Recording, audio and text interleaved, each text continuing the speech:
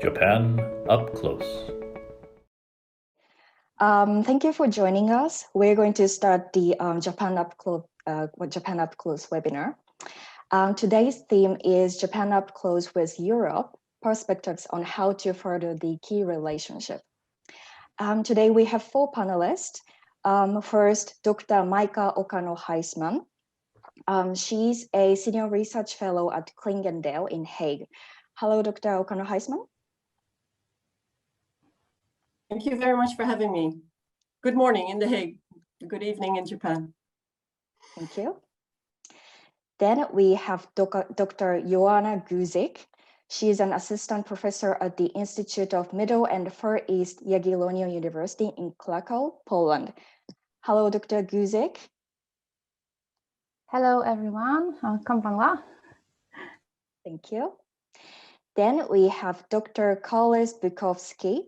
He is a deputy director of Latvian Institute of International Affairs. Hello, Dr. Bukovskis. Well, good evening and good morning from Riga. Thank you. Then we have Dr. Tosh Minohara, today's moderator.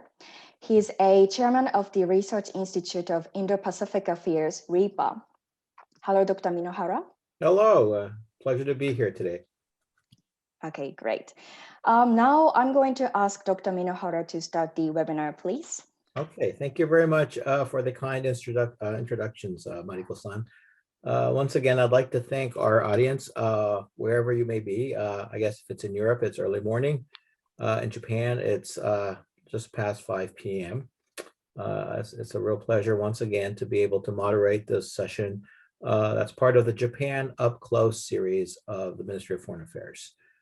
Today, we bring together three expert speakers who will speak from their perspectives, from their expertise on different aspects of how to strengthen Japan-European relations.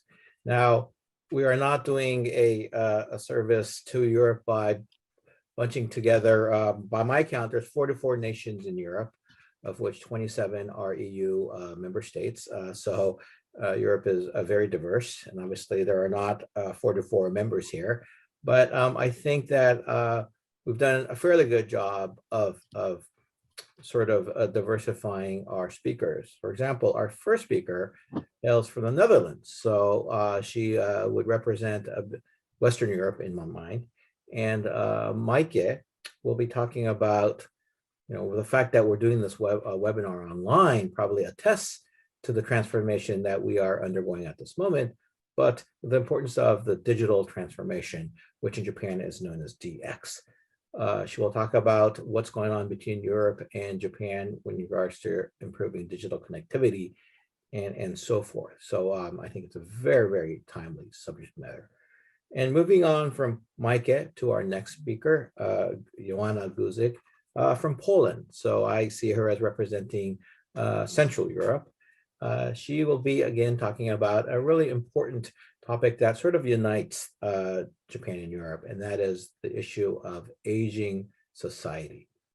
So she'll talk about how Japan and Europe can work together to sort of deal with the situation that we are encountering at this very moment. She'll also touch upon social policy, and among that, she'll talk about education, the importance of education policy. We all know this, but how can Europe and Japan think further? Finally, our speaker is Karlis from Riga in Latvia. So he represents not just the Baltics, but the whole swath of Eastern Europe. And he'll be talking about the security dimension between Europe and Japan. The world is changing rapidly. I think the corona pandemic has really showed us the reality of how things can change drastically in a short time frame.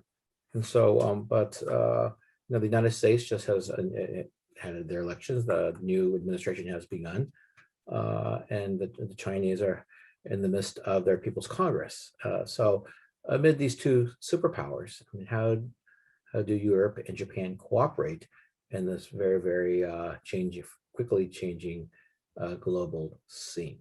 So each speaker will discuss their own subject matter for 10 minutes, after which I will ask them questions and they will respond to this, followed by questions from the audience.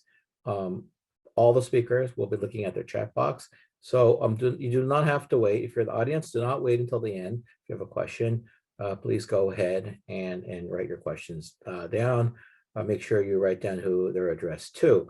Now, just to let you know, we may not have time to address all the questions, but we'll try to get at least most of them. So without further ado, I'd like to hand over the mic to our first speaker, Maaike, please. Thank you so much, Minohara Sensei, and to all the organizers, of course, for having me at this wonderful event. Very happy to be here. As you said, Tosh, I'm based in The Hague. So yes, officially that's a Western European view. But I think the digital domain is where the EU as such is also very active. So of course, the Netherlands is one member state of the EU. And I think much of what I say will also go for those 26, unfortunately by now, other member states, although of course not everything. So I'm very happy to talk a little bit about my ongoing research, because indeed the digital domain is, I think, very little discussed still, at least in the circles where I am, which is not the technical sort of debate, but it's the international relations debate. And people tend to look at trade and investment, and of course in EU-Japan relations. That's what's very much on people's minds. And of course, in recent years, we also had the political agreement, the SPA or the SPA, as it's sometimes called. But all those agreements don't really touch on the digital domain. So there's one agreement in particular between the EU and Japan that I will be referring to. That's the connectivity agreement. And if we were in person now, unfortunately, of course, we're not. If we were in person, I would have asked everybody to raise their hand if you've ever heard of connectivity. And if you are aware that the EU and Japan signed a connectivity agreement in September 2019. And in all honesty, I would not be surprised if it were not so many people, because it's not so very well known. So again, very happy that you're giving me this opportunity to speak a little bit more about this. Because it's quite clear, I think, if you look at a little bit deeper, that the EU and Japan share similar challenges, and also are having to reap different or similar opportunities in this digital domain. So there's ample work that could be done together.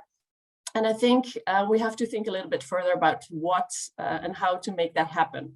At home, indeed, both the EU and Japan are working hard to digitalize societies. Here in the Netherlands, we have internet penetration that's extremely high, one of the highest in the world and in Europe.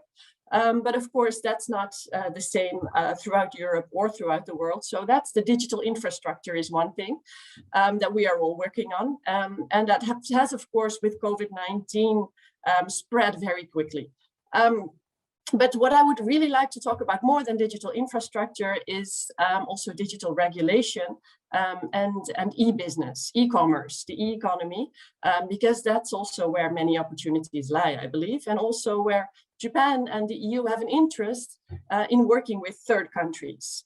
Because look at what happened in Cambodia just this week when they accepted a sort of China-style internet firewall, which is limiting the freedom of speech of people online, and is also limiting transparency. I don't think that's the sort of world that Japan or European countries want to move towards. So we have a shared interest also in making sure that other countries in the world, Myanmar is another example where, of course, we see the military junta now turning to digital tools to suppress their people. And we don't want to have more of that. We want less of that. And there's a reason to cooperate here.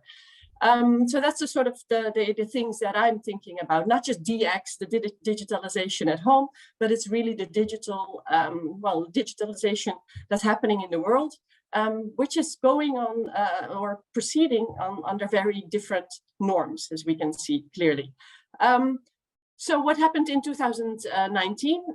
Prime Minister Abe came to Brussels, and he signed with then still the president of the European Commission, Jean-Claude Juncker, this connectivity agreement.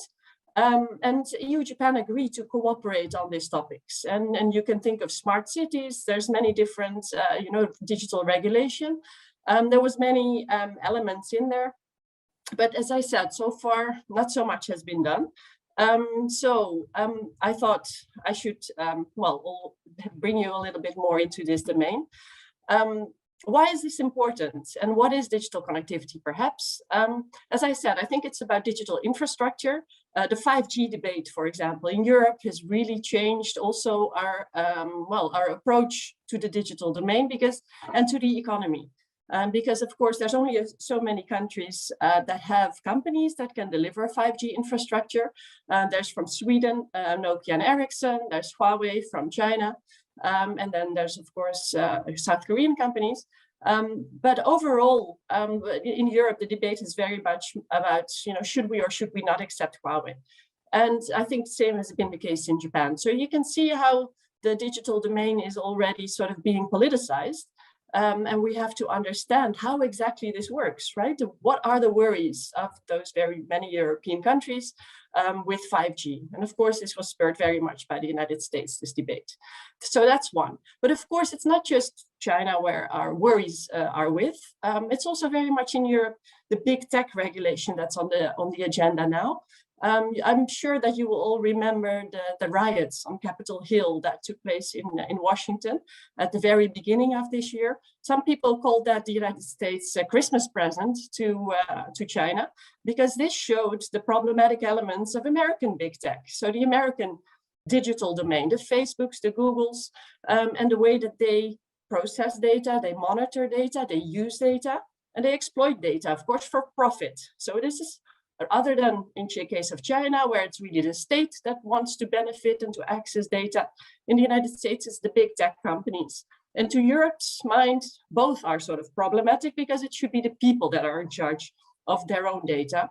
And they should be able to manage and to make sure that they share or cannot share, can choose to not share what they want with anybody, with the companies that they are using. So this is a debate in Europe that tends to, of course, move quickly to, do you want to have China in or out? I don't think that's the type of debate we want to be having. Of course, there is no equidistance, we say in Europe, between the EU and China and the EU and the United States, because we are on norms and standards still much closer to the United States. But we also see problems with the United States approach to the digital domain. So in our big tech regulation, I think we share quite a bit with Japan. And think about the data protection regulation, the GDPR, that's, I think, Europe meant to, it didn't even mean to, but in the end, it turned out to be an inspiration for many other countries also to move towards more transparency and more openness and a more people-centered, data regulation. Of course, the EU and Japan have been cooperating on this, and Japan came forward with this data free flow of trust to also make sure that data that cross border are secured in that sense. So there has been some cooperation here, but I think, again, in third countries, we can make more of that happen. Now, of course, 2 points, COVID-19, about 2 points about context. COVID-19 was an provided extra impetus to digitalization. I don't think we would have been having this conversation online if it wouldn't have been for COVID. So there's many good things about it, but there's also some problematic elements because some governments have moved to more intrusive digital tools to monitor their people as a way of fighting the virus. Now in Europe also some COVID apps have been developed, but there's ways to make sure that governments don't get access to all the data that can be gathered as you use those tools. Or, well, as I said, there can be ways by which a state can access much more data. And this is where Europe, again, is at odds, I think, with especially China, but also Israel as a very intrusive tools. So this is highlighting, again, the divergence of norms and the convergence of norms between the EU and Japan. That's so important because we both speak about this human-centered approach. So I think much more can be done, as I said, in third countries also. Then there's the Indo-Pacific. I do want to also mention that because the connectivity strategy of 2019, where digital connectivity is one element, was the first time that also the EU included reference to the Indo-Pacific. And I think it was much, of course, a push from Japan for the EU to move in that direction. And actually, at this point of time, the EU is working on its own Indo-Pacific approach. Some of you may know that 3 EU member states have already already have their own sort of guidelines on the Indo-Pacific. At this point of time, the EU member states all together are working on an approach, and I think that will be out before the summer, perhaps even in April. Digital connectivity will be an important element in this as well. So, as we know, when we think of Indo-Pacific, many people think of the defense side of the maritime domain. This is, I think, one element where EU member countries do want to engage also more with countries in the Indo-Pacific, but digital connectivity is another very important subtopic where perhaps we can deliver even more with and in the Indo-Pacific region and with Japan. So I'll leave it to that. I have some thoughts on what more specifically can be done, but I realize my 10 minutes are up. So I'll turn over to you, Tosh. Thank you very much for cramming a lot of really interesting information in a very limited time. But you are truly Dutch, always punctual. So thanks again for helping out the moderator on that regards. I personally have lots of questions, which I'll ask at the end. But I'd like to move on to our second speaker, Joanna Guzik, who will talk about a much different subject, but nonetheless important. Okay, Joanna, please. Hello, everyone. I hope you can hear me. Yes, I think it's working. Thank you for inviting me, for having me here with so many specialists on board. I am really delighted to be here. So yes, my topic will be a bit different. I would like to say a few words about aging societies issue and also about education at the end. Of course, Japan and the EU have undoubtedly an important role to play as an ideological third pole, as it's mentioned in the poster for our meeting, of course, focused on human rights. And Japan and the EU, along with Great Britain, of course, can work towards greater cooperation, contribute to stability and world peace in many, actually, spheres. Security, of course, could be understood in many aspects, and it's right now even much more complex nowadays than it used to be. And one of the main problems that EU and Japan are already facing is aging of their societies. This phenomenon that we are going to face in the near future, both the EU and Japan, is called silver tsunami. Silver because of gray hair of elderly people, a lovely color, by the way, which is right now much more in fashion than it used to be some years ago. Also because of COVID, because women cannot go to hairdressers as they would like to, as often as they would like to. And tsunami because of the impact, the character of this wave that's going to hit our societies. Silver tsunami, it's a phenomenon that we will have to tackle in the near future, actually not distant future, but very near future, and some of our countries are already facing it. So just some statistics, and I'm going to use statistics which are submitted by Eurostat and of course the United Nations Organization. So by 2050, 1 in 6 people in the world will be over age 65.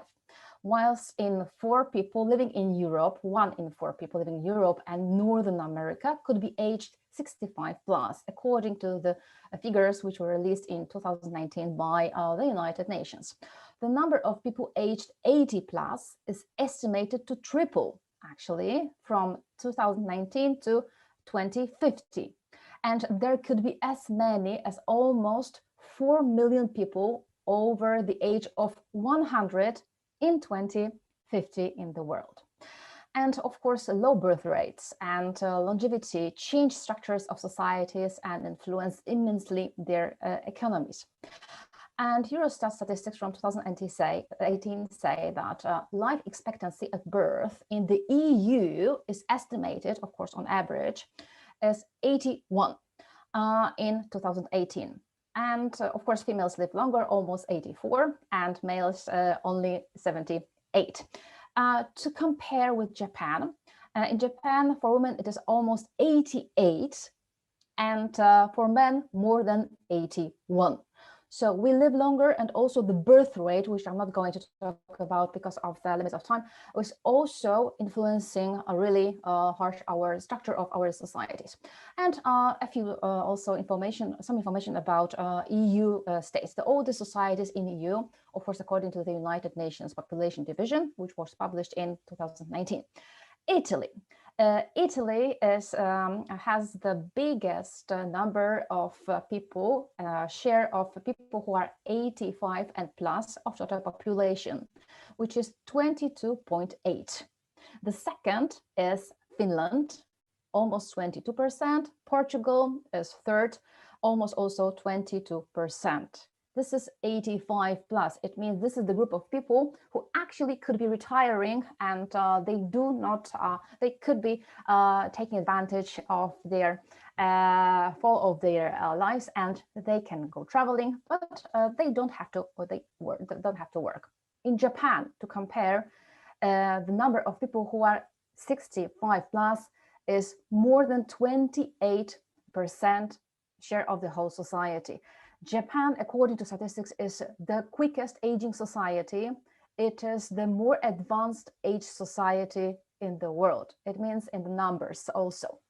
And we have to tackle the problem because old age dependency ratio in 2050 will be very harsh for every working taxpayer, which is the hardest will be in Japan. The second will be for EU 27. If in 2050 there will be still the same members of EU. Third one would be China, and the fourth will be the United States. And the world's average takes only the fifth place. And this the way how Japan, which is the quickest aging with almost the lowest birth rate, the way that Japan is dealing is also gives some way to other countries. We are approaching the same structure of their societies. So this could be some platform for further cooperation. For example, how to change cities into better, into more friendly for elderly people. How to activate them, how to make them active, especially in the sports field, and also how change their diet in the older age, which make their lives much better, tasteful, and to make them happy and learning positive attitudes. So these are the things that I think could definitely should be this common ground for further cooperation of our societies. So the world is looking at Japan closely, how they're dealing with the aging society, and also in the context of robots or e-health, which could be helpful when it comes to elderly people care, and the way how, for example, even all the other kinds of help by the states are distributed. And the second thing, which is connected with the first topic, that could be the second platform for cooperation, is definitely education. Because aging in good shape is also connected with education. That's the first thing. And in Japan, quite interestingly, our educational system puts emphasis not only on getting knowledge about data and about how to analyze, how to pure knowledge, but also sports plays an important role in the education.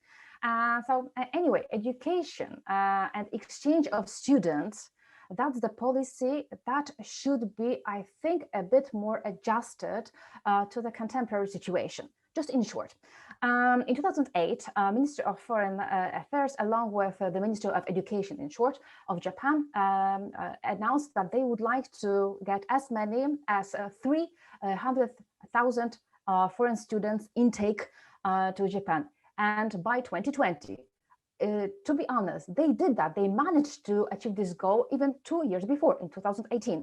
But the problem is that more than 95% of these students come from Asia.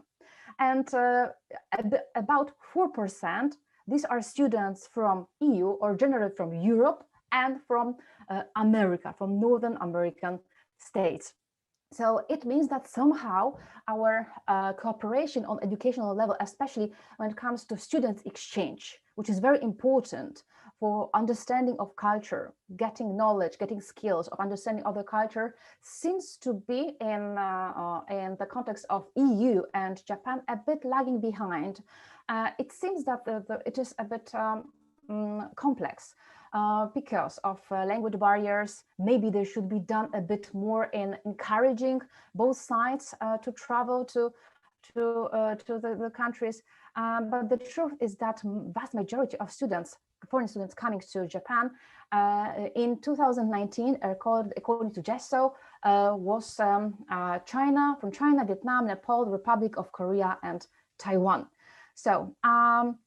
So the number of medium and long-term residents from EU, from Europe generally, is astonishingly very low. Of course, the most represented is the United Kingdom, and this is a bit more than 17,000 people. So to sum up, aging societies issue, that's the first platform for cooperation, and education, which is connected to the first one, and also somehow can help in the future create a basis for understanding and cooperation, because friendships which are started during our students' time can quite often influence the perception of the other country, mutual understanding, and later the values later the way we value the cultures can somehow influence politics of EU and Japan. So thank you. And thank Tosh. you very much, Joanna, for two really interesting and important subject matters. I can tell that that they're both very relevant to me because, first of all, I'm an educator, so I partake in educating students. And for the aging part, I know for a fact that in 2050, I will be contributing to the aging society, right? Because I'll be in my 70s. So I think this is an issue that we will all encounter. It's inevitable. So again, thank you for raising those important points. Lastly, our speaker will be Karlis from Riga, and he will be talking about the security situation, how the links can be furthered between Japan and Europe. Just to add, I was given the opportunity to attend the Riga conference in 2019. This was, as you all know, the final year that the world was normal, at least when it comes to global travel. But when you go to Riga, you realize that their country borders on Russia, and their sense of, and the history itself, and probably Poland also, really this forces the people to maintain realism when it comes to security issues. And I think this is something that is quite different from the history and experience of Japan. So that, with that as a backdrop, Karlis, I'd like to hand over the mic to you. Thank you, Tosh. Yeah, I'm gonna get back to your observation and point on us being on the border with Russia during my presentation as well. But once again, good evening to Japanese colleagues and good morning to European colleagues. Greetings from Northern Europe. We are again always fighting who is listed where and how. If Poland is Central Europe, then we in this case, and Netherlands is Western Europe, then we are Northern Europe. And that was a great surprise to ourselves as well, because our diplomats had been fighting this issue for several years, that no, we don't want to be listed as Eastern Europe, because Eastern Europe is Belarus, it's Ukraine, it's Moldova, and it goes further. So we should be listed as Northern Europe, because geographically we are. And it took us about 20 years when our diplomats suddenly realized that the UN, for instance, had been listing us as a Northern Europe already since beginning of 2000s. That was an interesting reveal. So how our diplomatic service is working in this case, pushing for something that is already there. Anyways, I am truly honored to participate. I'm looking forward to a great discussion. And I was I was asked to share you an outlook on EU-Japan security relations, security collaboration, and there would be three things which I probably need to touch upon then. It's the EU's internal security problems, and I will start with the problems. Then I'm going to shift to the European-Japanese relations and interrelations with NATO as a separate aspect in all this. And well, meaning continuing with positive things already. Well, there's the cooperation aspect is much more positive. And then the outsider factor, meaning the China and the United States. So we need to finish with a bit of a perspective on future, how the issues are going to be advancing. So the first aspect that needs to be taken into account is, of course, the EU's internal security problems, because sometimes we are, and as Tosh was already mentioning, 44 countries, out of which 27 are in the European Union.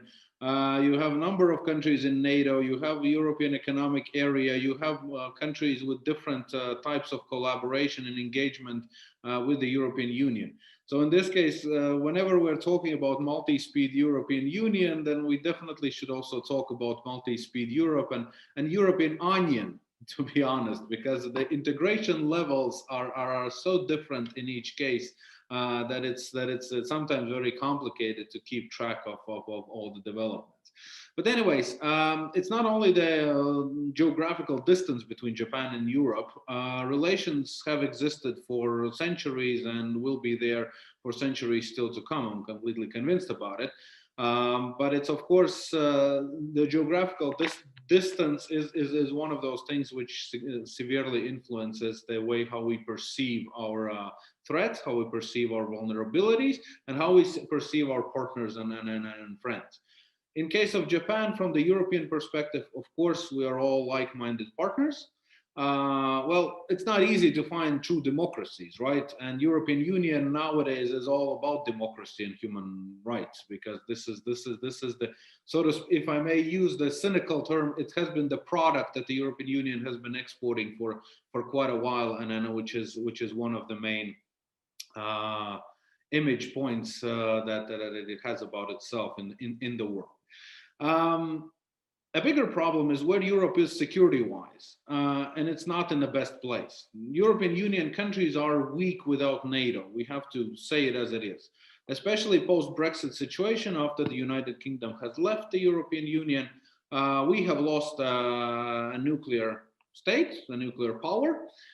We have lost a permanent seat at the UN Security Council, and also about 14% of the NATO total forces.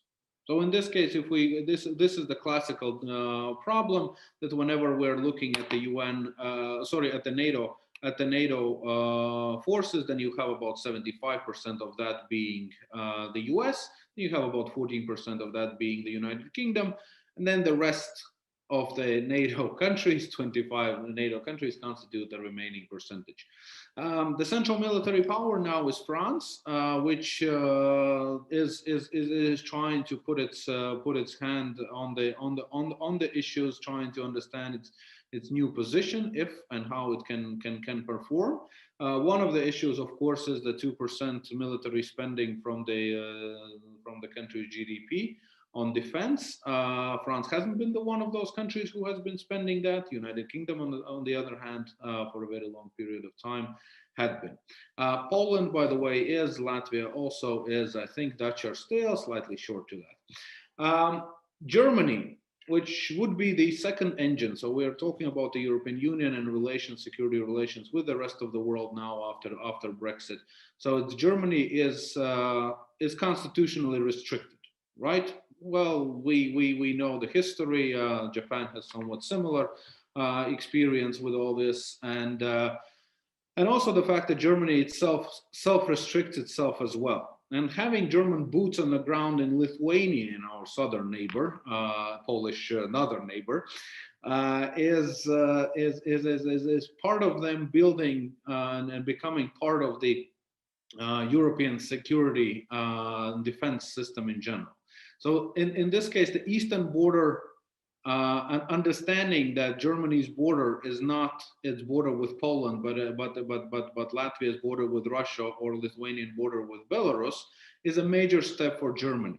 right? And this is a major step not only for Germany, it's also a major step for the European partners who actually have to also get acquainted and get okay with the new situation where we're putting Germany.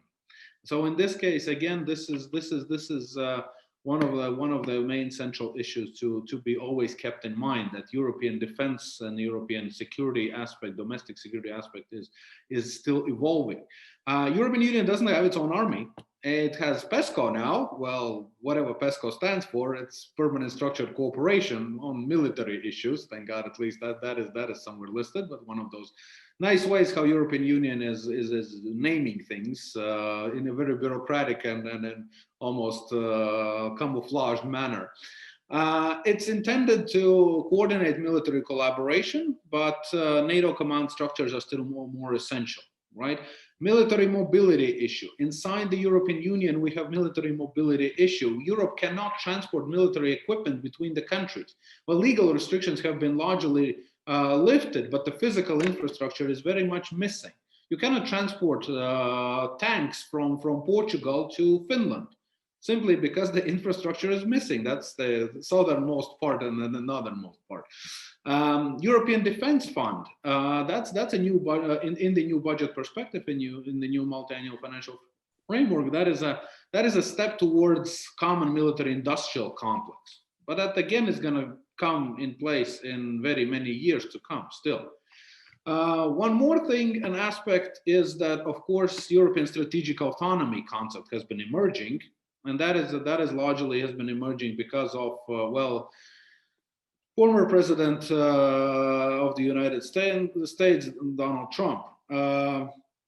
On the positive side, that the fact that Europe's realization that it actually has to get its hold on the security issues as well is emerging. At the same time, it's going to take many more years until it becomes something which is tangible. So to wrap this whole thing up, the first point up, as the old saying goes, it's not you, Japan, it's us. Okay, so if we are looking for the problems in the collaboration, then it's in this case on the European side. The second aspect about the NATO, the European-Japanese relations via NATO. In this case, the picture is slightly better. Why? Because NATO contains the US, Canada, and United Kingdom, the countries which are already listed as major contributors to NATO force. Japan, at the same time, of course, has always been mentally the closest Asian ally to the Western societies. This is just a fact, because again, looking for democracies, for true democracies, there aren't so many in Asia. And Japan is continuously called the longest standing NATO's partner since 1990, when NATO became free in its actions, right? Because during the Cold War period, every move that NATO, every announcement that NATO was making was immediately met with the fears on the Warsaw Pact side. And cooperation in science for peace and security program, Afghanistan, among many, has been a very important point of attachment between Japan and Europe via NATO. Balkan countries and the war in Yugoslavia and peacekeeping operations afterwards in the middle of the 90s. Another interesting thing, of course, is the August 2018 and the Japan Maritime Self-Defense Force being in the Baltic Sea. For the first time, this was something new, and that was somewhat a response to the military training that China did together with Russia, or Russia together with China, and having the Chinese warships in the Baltic Sea in 2017. Well, the next year we had a bit of a change when we had the Japanese warships in the Baltic Sea, which were part of the NATO collaboration. And they're also next to the Spanish coast. Partners across the globe. This is the term which is very often used, and political burden sharing is an important element that needs not to be forgotten. Central Asian countries are the ones which come to mind because engagement with them, Western European countries don't fully understand how to engage with them. We in Northern Europe, former Soviet Union, we kind of understand them and we are more active in engaging with them, but it's Japan who is also taking quite a share in the collaboration for a simple reason that balancing out China's ambitions in the region. Right? Again, of course, we should not forget that Japan is a major non-NATO ally to the United States, and that's one of the main points of attachment. And with this, I'm actually moving to the shortest one, the third point on the future, the outsider factor, the China factor in the US. Illusions regarding China are waning in the US and in the European Union as well, even in Eastern Europe. We all know that, again, colleagues can correct me if I'm wrong about it, but 17+1 has been losing its momentum. There are countries which are drifting away from China, understanding that this is not working. Many are very disappointed in the whole project, and COVID pandemic definitely has been taking its toll on the issue as well. Just sitting back and rethinking of the things and engagements that have been existing. So one of the aspects is again. Switching away from the Chinese collaboration instruments like 17+1. Economic independence is there, but well, China is defined as a threat in the newest NATO documents. So in this case, we have to keep in mind that decades of economic collaboration and engagement have left us in the situation, in the place where Europe and the US are collaborating with China, but at the same time, the military and political engagements are changing quite dramatically. China's collaboration with Russia, that's another thing which needs to be mentioned very, very quickly. It's raising worries, of course, naturally, but we also have to keep in mind that Russia is small and weak in comparison with China. Right, and if you ask the Russian experts, they're going to be saying that China-Russia relations have been improving over the few years, but still the relationship are not friendly as you wish. In this case, European Union Japan relations or US-Japan relations are significantly closer than those of China and Russia, especially taking into account that Russia wants to be as regarded as an independent superpower, and then China is a superpower, and so in this case they of course are clashing, and nobody wants to be the small brother in these relationships, and definitely not Russia. The United States, we have to learn how to live in the world, and we have to get used to the idea that the United States will no longer be a world policeman. The United States will be less patient. This is what is going to be taken from the Republican administration, because again, if you want to manage the domestic issues in the United States, then the Democrat administration now will have to move on, taking into account many of the points of foreign policy points that have been already raised by the Republican administration. And partners will need to be clear and resolute. This is what the US is going to be demanding. Either you are with us or against us. It's rather clear. Again, I have been already saying this before, and this is listed in President candidate, when he was still a candidate, President Biden's idea on collaboration between democracies and only democracies. The United States needs assistance. That's another thing we need to keep in mind. United States can no longer afford to dominate alone, right? Because the equipment, the technology, the military have become so expensive that the United States simply are not able to do this on their own. And this is politely or impolitely, they have been nodding towards this, that please countries start chipping in your own defense. Start building it up. It's not an easy thing for us to keep the world order as it is on our own alone. So in this case, politically, it's also a bit better position, because it's complicated to be too assertive all the time, right? We're going to do whatever we want to do. You have to go along. No, in this case, it's just national egos are being hurt. So in this case, it's including many of the Western European countries who are always regarding themselves as equals to the United States.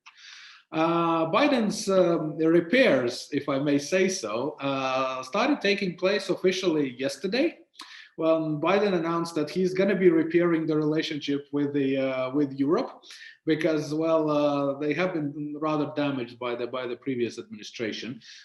Japan, in this case, was always more patient, or may I say cunning, towards President Trump, because in building these relations. In case of Europe, at least half of Europe, it stood its ground that we don't like what President Trump is saying.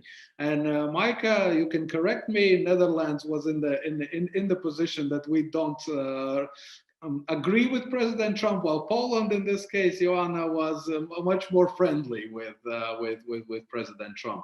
But anyways, that is the situation. So the final point, very, very, very shortly, we are all United States' first defense line against Russia, and nowadays also against China. If you look at the map and do the mapping process and put the United States in the center, then we are the first defense line here at the Baltic Sea, or you at the Japanese Sea. That doesn't change anything, because this is how the United States have been building their friendly area around the continent and the country, right? And so, like it or not, but that's the current world we're currently living in, and we have to keep it in mind. Thank you very much. I think I was too long. No, you were perfect. It was a very informative talk. What you had to say is closest to my interest. So I definitely had lots to learn. First of all, my apologies for placing Latvia in Eastern Europe. I guess it's the easternmost of the EU. I always thought that Northern Europe was the Nordic countries, but you've enlightened me. Thank you. Yes, it was very funny how you said Japan was very cunning in their approach towards Trump. I think Japan's secret weapon was golf and hamburgers. But it's very obvious that Japan dealt with Trump not as an individual, but more as a project. It was Project Trump. How do we deal with this president that we have never ever seen before? That being said, now would be a great time for the audience, if you have questions, to go ahead and write down your questions in your chat box. Again, make sure please address who your questions are to. But as moderator, I'd like to start off with a few questions of my own. And I would like to do this in reverse order. So that means that I'll begin with you, Karlis. Again, you talked about NATO and the fact that how PESCO was quite empty. I think something can be said about Quad. It was just announced yesterday in the Japanese press, or I guess this was a scoop because it was just the Yomiuri that had this expose, and it was that there will be a Quad summit, supposedly in the 19th. Again, in my mind, Quad is still a very empty vessel. If they're going to start discussing such as vaccine distribution in Quad, it makes you wonder, what is Quad? And there's also some talk about Quad developing into a future NATO, which I don't see happening. So I think it's very hard to create these multilateral security institutions from the ground up, from scratch. And it's much more practical that Japan links with existing security apparatus, and that would be NATO. So specifically, how can Japan and NATO cooperate? I mean, are there areas in which that you can, besides intelligence sharing? I know there's also cooperation in the area of outer space, is what I hear, and also intelligence. But other than that, something that's more visible. One of the things that comes to mind is perhaps interoperability. Japan, as you know, procures most of its military arms and hardware from the United States. Perhaps there should be more purchasing from Europe. And more joint exercises per se. But this leads to my next question, and that is, you talked about the differences in the approach of European countries towards Trump. And so from that statement, it definitely shows that there are differences within Europe. And for example, some countries are much more amenable to China. And so how do you work out these differences? I mean, when Japan deals with Europe, does it deal with EU as a whole, or does it deal with countries in which it shares a greater degree of values and whatnot? And in this sense, what would be the key players in your mind? Obviously, there aren't that too many maritime global players in Europe. So if you could sort of bring out the ones that you think are key in linking Japan in Europe. So those are my my two big questions. Then I'd like to go to Joanna, and this sort of links with the question that Maaike wrote about taxi drivers. I thought that was very, very interesting how you don't see really old taxi drivers in Europe. Perhaps that's a positive of Europe, that people can actually retire from their work, where in Japan, people are thinking about how to work until they're 75. So, but one of the things that I think that Europe is a lot more better off than Japan is the fact that their aging society is mitigated by immigration. Now, I know immigration is a very touchy subject because of the refugee crisis that happened several years back. But nevertheless, for example, the United States, which is a country I'm familiar with, its demographics is quite healthy because of the immigration. Okay, despite the fact that Trump didn't realize that or acknowledge that, America is a relatively young country. And as you know, Japan doesn't really have an immigration policy as such. So, I mean, what can Japan learn? I mean, there's lots of people in Japan who are very hesitant in Japan opening their borders. And they usually point to the case in Europe. Look what happened there. And so what lessons can be drawn from this? And what kind of path should Japan pursue? And secondly, you mentioned education and the fact that, and you talked about the importance of students, studying, Japanese students going to Europe, European students coming to Japan. Unfortunately, this pandemic has stopped a lot of this, and it's a real disappointment. I actually had two students who were given Monkasho, Japanese government fellowships, to study with me at Kobe University, but in the end, after last year they couldn't come. This year, everything's up in the air, so they declined their fellowship, and I think it's affecting a lot of lives, and this is really unfortunate. But what can we do in the meantime? And this is where your education issue links with what Maaike said: digital education. So what do you think is possible in the meantime? And what happens once will probably happen again in the future, and hopefully we'll be better prepared. But what do we do in a time when we can't travel physically? How do we, do not dash the dreams of the next generation? Then finally, to Maaike, my question is, well, first of all, I know that you were observing the 10-minute rule to the book, so you don't really get into the detail of the connectivity agreement. And perhaps very briefly, you could touch upon what are the key points of this digital connectivity agreement, because I am willing to bet that perhaps a majority of our audience really are not really familiar with this new agreement. And the second question, after you touch upon the main points of this connectivity agreement, what are the main areas in which Japan and Europe can work upon to really make a difference in society? I'm sure, and one of the things that comes to mind, and you talked about the government collecting information and whatnot, what happens to, for example, information hacking and this crime and stuff like that? And the reason why I say this is because just several hours before this webinar started, I was notified by an airline company that I fly with that my personal data was hacked from a Swiss company called SITA that manages all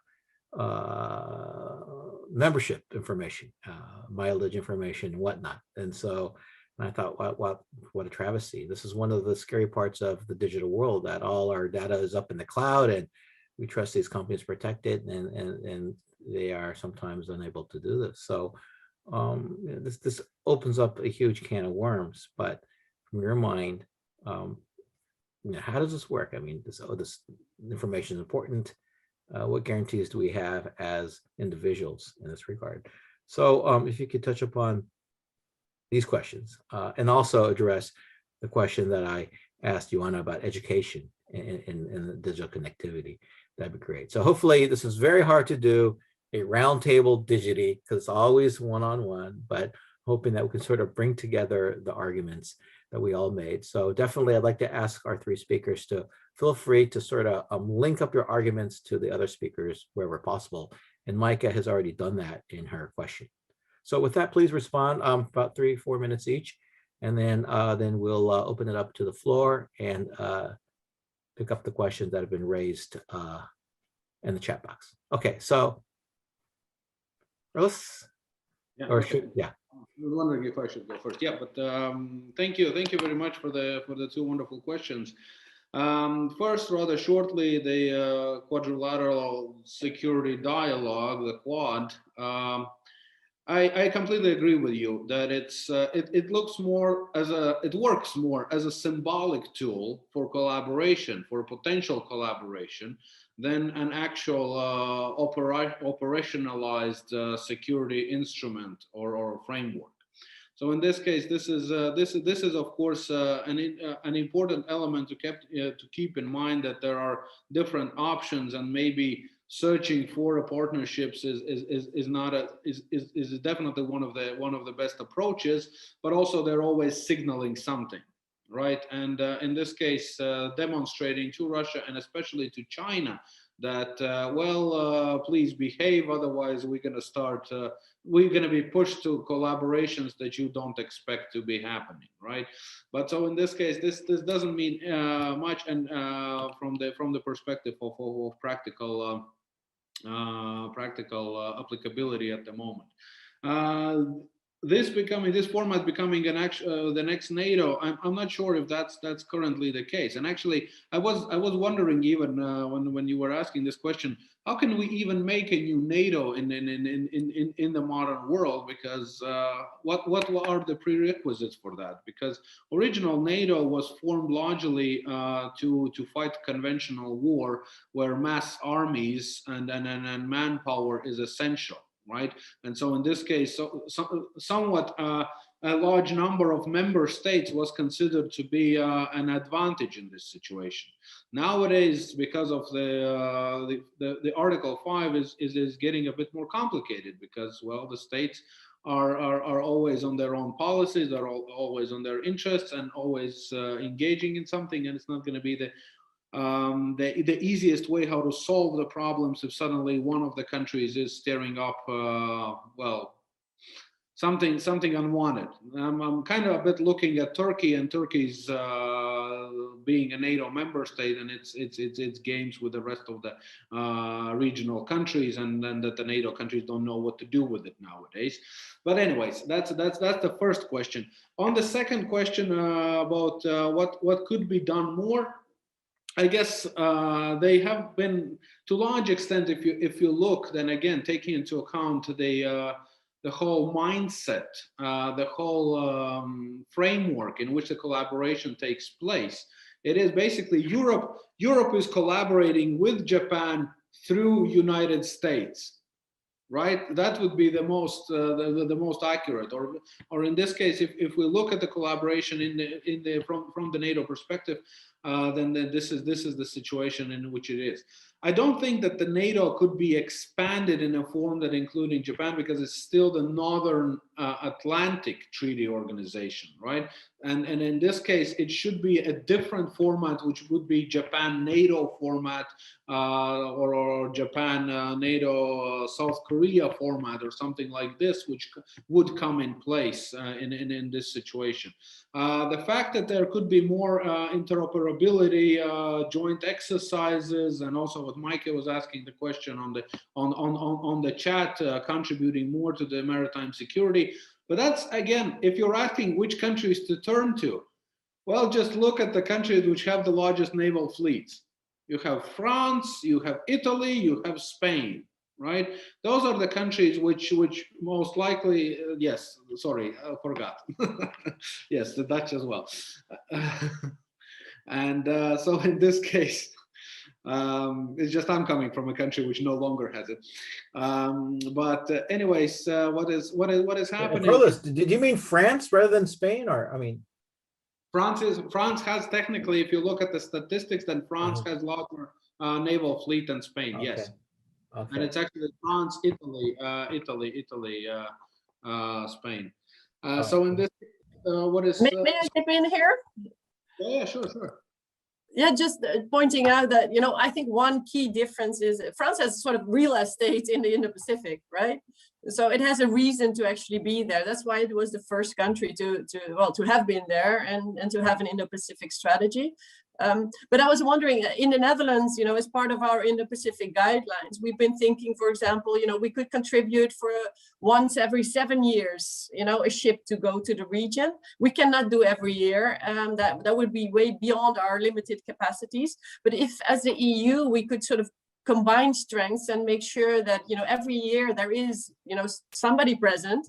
And I was wondering if in your part of Europe, because also I'm not, in the security field active, so I don't know the details, but I think it would be interesting for the audience to know if something of that kind is also in the making in other parts of Europe.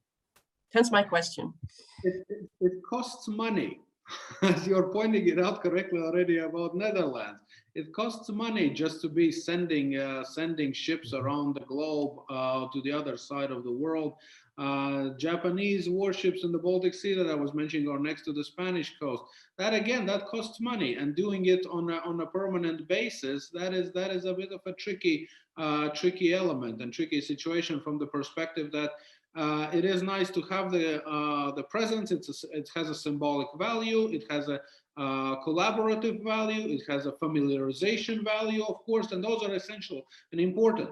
But in this world in which we are living, and again taking into account that the countries are, meaning European Union and Japan, we are so far apart geographically that many of and we have to reckon with it, because in many cases, I'm going to tell you honestly, when there was the latest time when the last time when President Trump was having a beef, if I may use the non-academic term, with North Korean leader, right?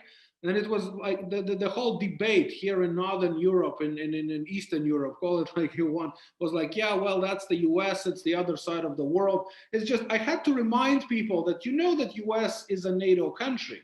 And if suddenly something happens and North Korea does something utterly nonsensical, and US can call on the 5th article and the Latvian army will be in North Korea. It's so close. And then it was like, oh yeah, really? This is how it works? Yes, this is how it works, right?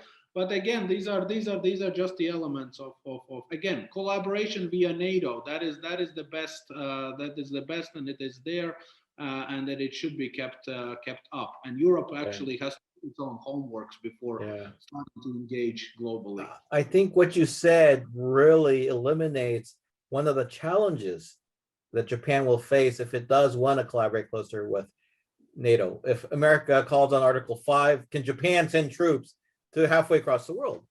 And as it now stands, that's not going to happen. Yeah, so that's a very good point. Yes, thank you, Karlis. So let's go over to Joanna. I like the fact that Maaike jumped in like that. It makes it a more real kind of a webinar. So Karlis and Maaike, please don't hesitate. Jump in whenever you want, when you want to, during her response. Okay, Joanna, please. Thank you so much for these questions. Maybe I'll start with Karlis said that actually, yes, in Poland, our still acting president has been counting on American support, especially was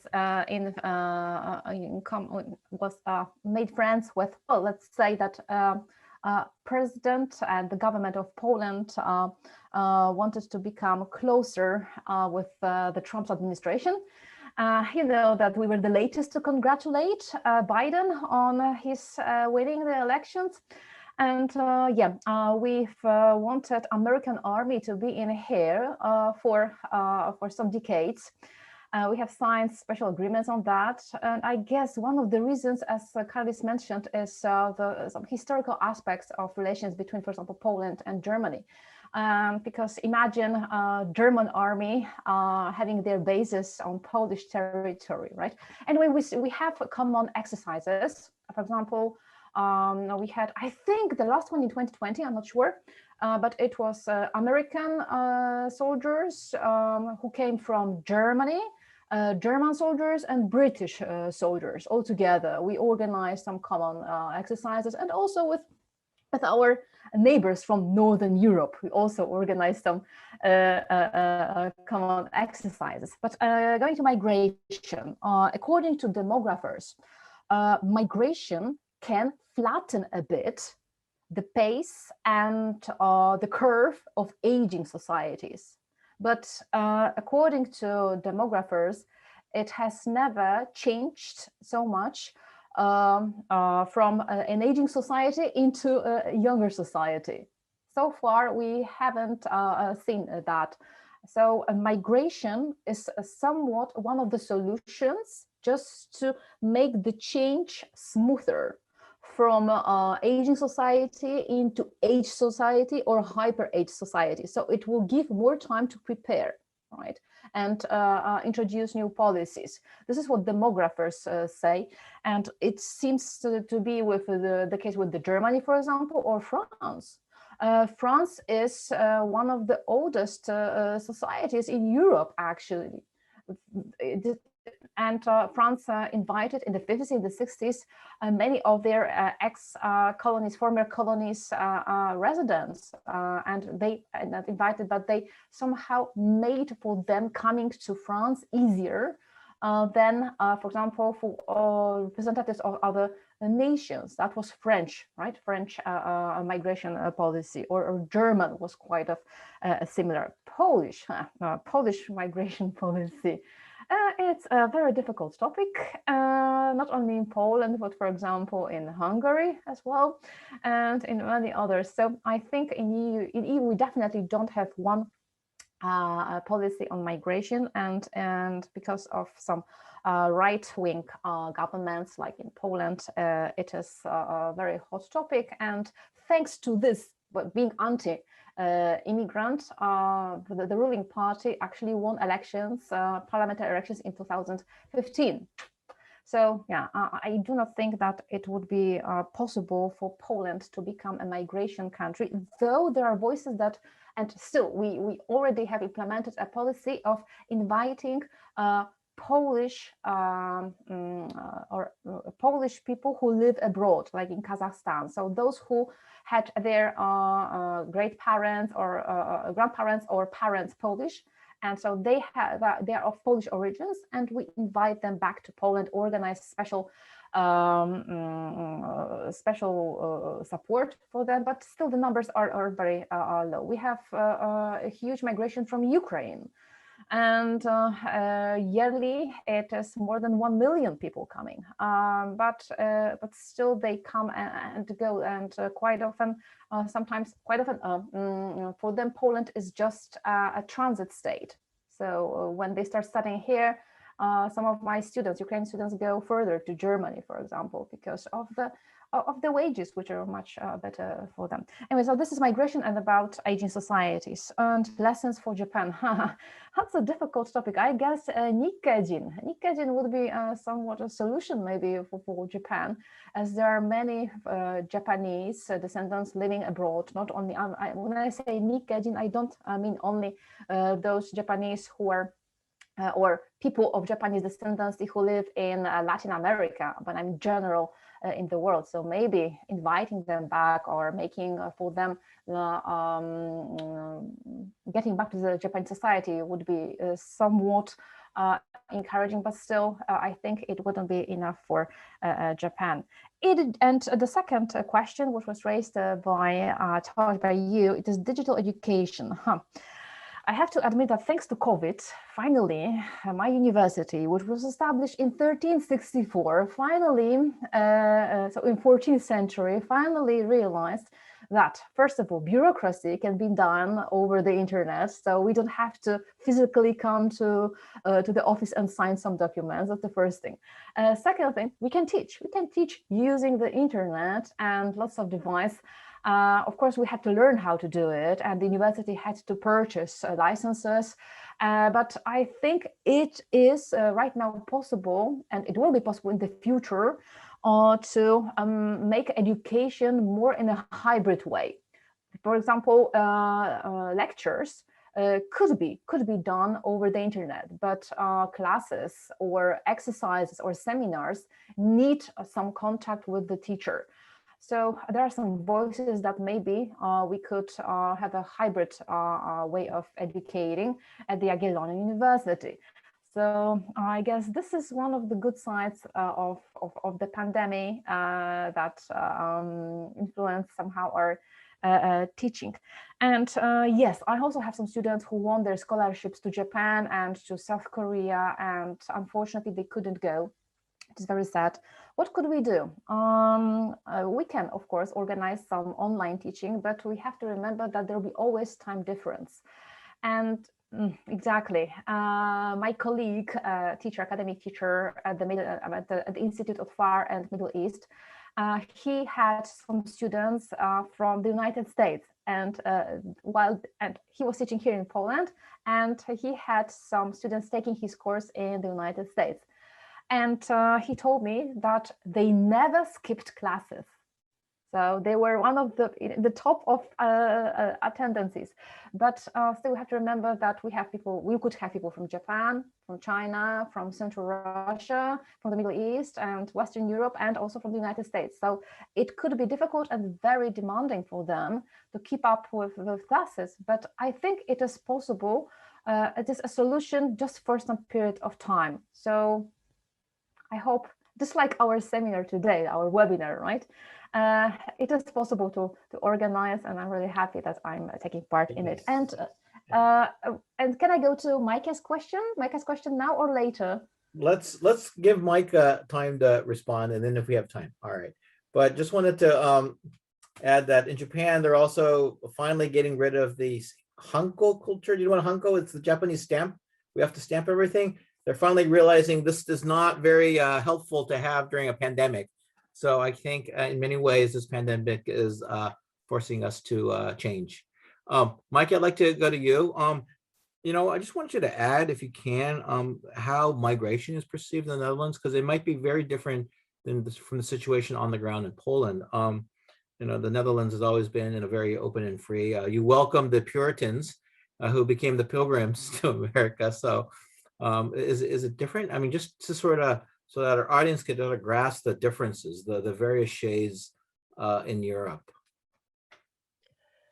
Yes, well, on migration, my country, I think, has always been relatively more open for migrants. So we have now actually, second, third generation. This started in the 1970s, 80s, when we, were already facing lack of employees in certain sectors. So people from Turkey, Morocco, they came here and they stayed. And this has also led to some societal problems, which I think is the reason why Japan is so hesitant to take people in, right? So definitely no denying that there is going to be, some of that. So it's always, it's balancing between the positives and the negatives. But I think Japan can really learn from our experiences. Where did we go wrong? One of the things is, you have to really get people to learn the language, but also allow them to really do that, in the country, as part of the culture. So yeah, strict regulations for having language requirements, already before people come, that may be, that's a challenging thing, I think, for many people. So yes, also in, the migration crisis that Europe has experienced in recent years, there have been, increasingly more politicians also, wanting to limit the numbers. So we actually have received fewer than I think at least some people were hoping. Yeah, so it's increasingly more of a debate. So being very honest and open about the positives and the challenges that come with migration. Interestingly enough, it's not so much discussed in Europe. Migration is, or in my country, migration is not so much discussed in relation to aging societies. I think we're only at the start of our own discussion of aging societies. People always somehow point to Japan because you're ahead of the curve. But yeah, my question was very honest to Joanna, because I think Japan is also, you know, of course, not every 70-year-old person wants to drive a car. But I know there's people that do want to drive a car.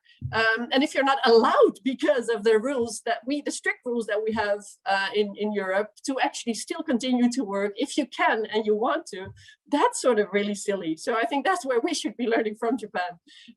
So there's, well, I'm not a specialist in this field, but there's so many interesting angles to it to discuss.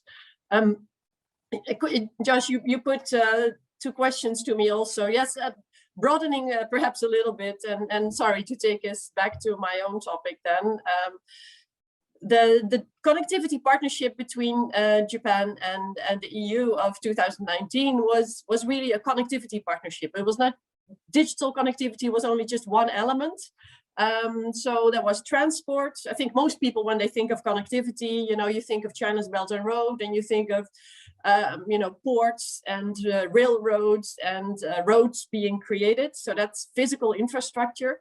That is also one element of this connectivity partnership. Another one is energy. We have energy grids also crossing borders, of course. And then there's people-to-people exchanges, to which actually this seminar is contributing to. For example, yes, we're doing connectivity in you know, different ways as we speak.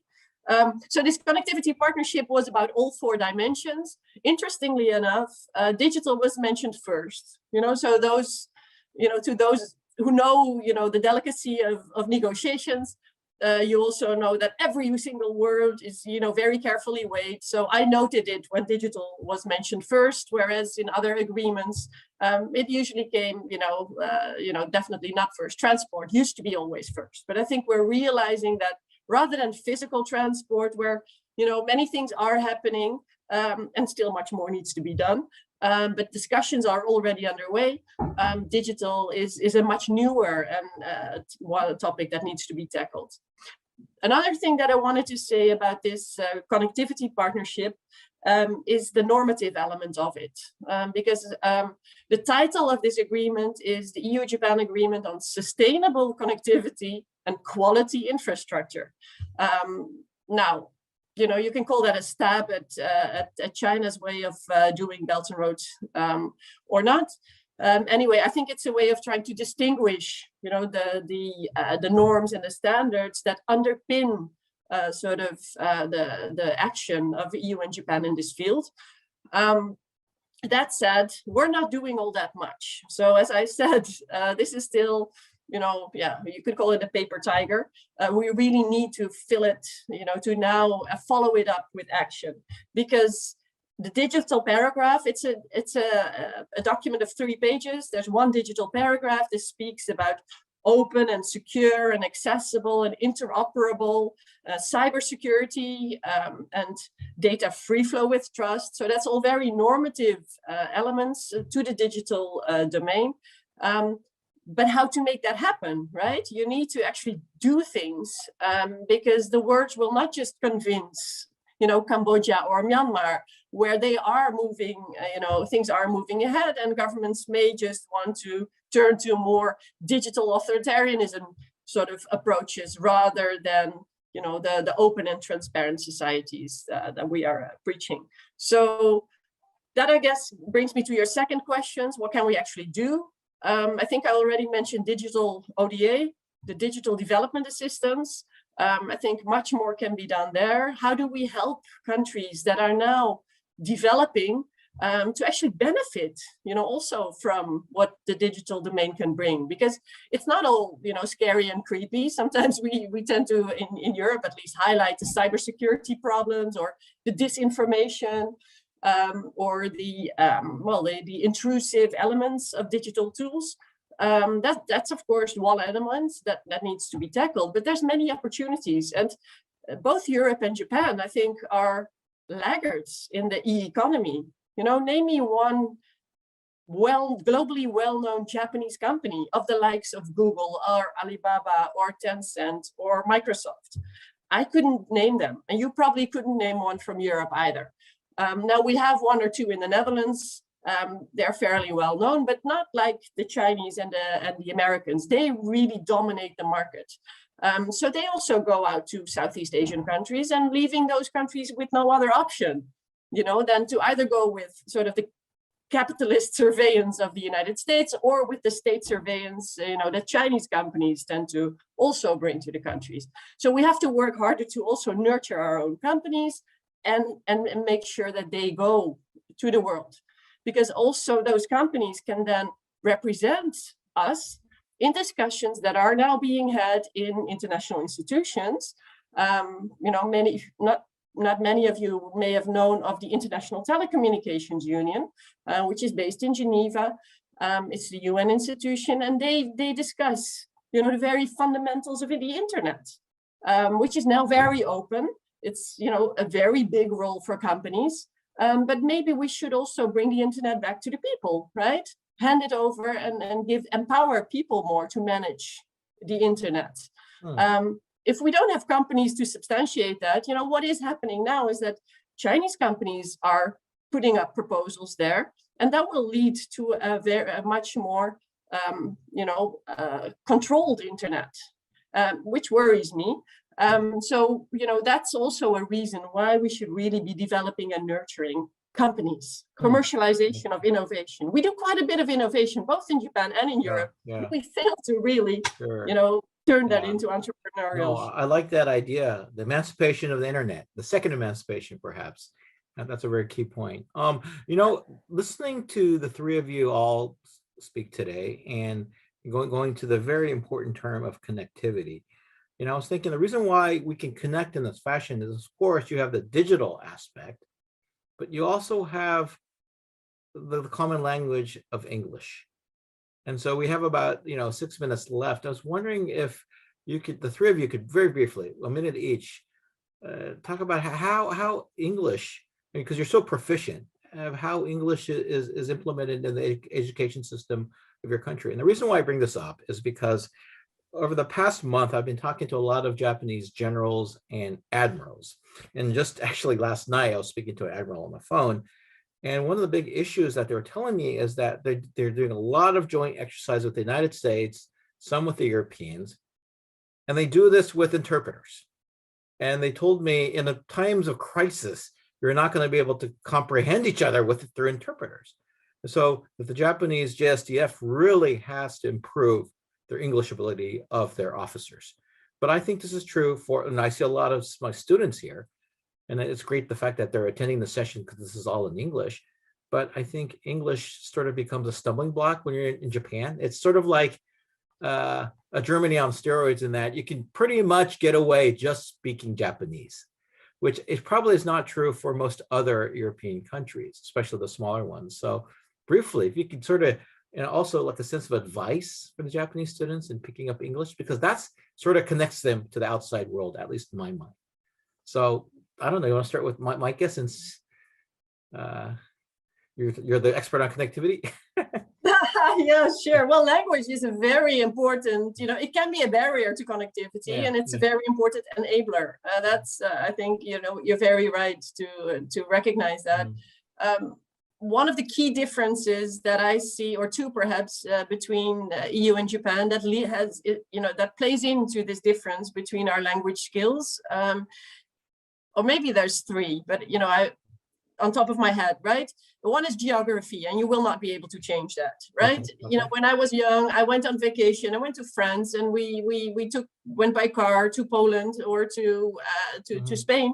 You cross the border, you immediately understand that you have to speak another language. So that's one, and unfortunately you cannot change that. You can of course encourage more children at a younger age to go. So if schools can have more exchange programs, In my high school, I went to Scotland, you know, and my English wasn't all too good then, but, you know, it just thrown into, you know, this new challenge. So that's one. Another one is exposure, right? Why are all programs, television programs, or perhaps these days YouTube, you know, programs? I'm not sure what younger people in Japan use. Why so much of it is in English, or it's not subtitled? I was in the Netherlands. We do subtitles, and that's helpful. At least you know you develop skills listening. Yeah, it's not dubbed, right? It's in Japan, right? You don't have a voiceover. Yeah. So that's a huge, and then of course there's cultural differences where I'm hoping that a younger generation of Japanese people, you know, will be also more open to just well, engage. So, you know, compliments to everybody here, and I hope you're enjoying it. Thanks for being with us. Okay, Joanna, your final minute. Education, English education. Or English, because we should not forget, for all three of you, English is not your mother language, right? It's not your. It's true. Yeah. True. I have to tell you that while Maaike was answering your question, I was thinking why actually we like learning English. And I think it's because of being a communist state for many decades, and thinking of the United States as the perfect country to go to. And we couldn't actually study English at school. We had to study Russian. So I was the generation that had to study Russian language, yes. Okay. For example, my mom studied Russian and German language. So all these communist neighbors. So it means that, and also during the partition times when there was no Poland, for 123 years, we also had to study foreign languages. So I think there is some kind of tradition of studying foreign languages. But, you know, during the communist times, we've heard about the United States, perfect America, honey and milk country, and so on and so on. So I guess we wanted to study English, and some of us couldn't. And later, when we finally got rid of the old system, we started learning English. But I have to tell you from my experience that we didn't have good teachers. Some of Russian language teachers had to switch into teaching English. Their pronunciation was Polish pronunciation. So we weren't good at that time. So I had to go to a private school of English language in order to understand English native speakers much better. But right now, some even kindergartens introduced classes in English for little kids. So I think it's getting better and better. But I have to admit that still, you may find some attendances in shops who cannot speak English at all. And sometimes I assist in translating something, especially when a foreigner asks about some Polish specialties, and in the shop he cannot get an answer to his questions. So my advice is just try to speak bravely. You know, even native speakers, they make mistakes on a daily basis. You don't have to be perfect when speaking English. Just try to open up and go for it, speak. So do it. That's really good advice. Just speak it, right? Yeah. Okay. Karlis, your minute, please. You're on mute. Sorry, forgot. Yes, thank you. Just in 1 minute, not to repeat what the colleagues were already saying, and Joanna, I can definitely relate with what you were saying. Two things, I think. One thing is that in our case, starting grade 1, it's mandatory to learn English language. So, and taking into account that we have a rather big Russian proportion of population in the country, we are most of the population is trilingual, right? So in this case, it's Latvian, English, and Russian. The other thing is that, of course, what Joanna was already mentioning, we are a selected audience. We work with English language. We work in English language. If you ask the people who have been just going to the school and learning the English language, then they're not going to be as proficient. And thank you for calling us proficient, by the way. Another thing, of course, is which I think I was thinking about this compatibility in the military forces and use of that.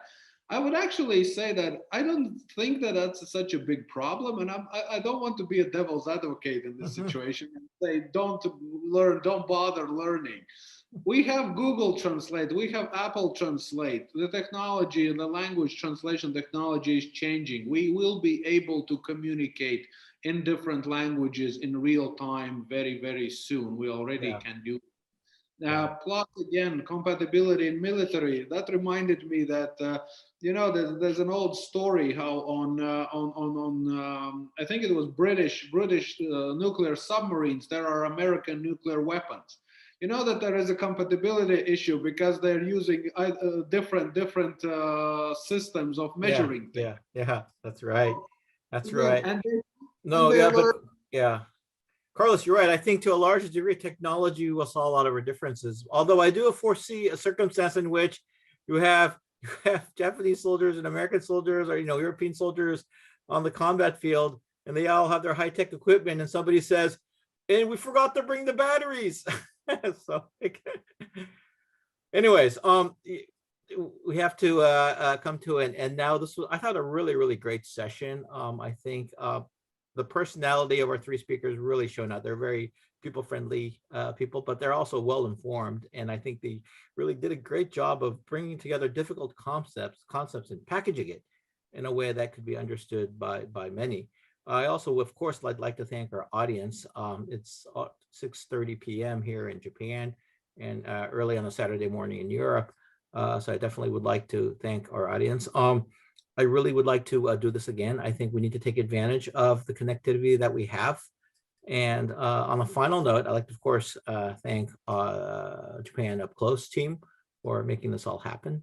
But if I may, just a 10-second commercial, and that is to further this connectivity next weekend, next Saturday, 11 a.m. Lisbon time. So that is noon for most of Europe.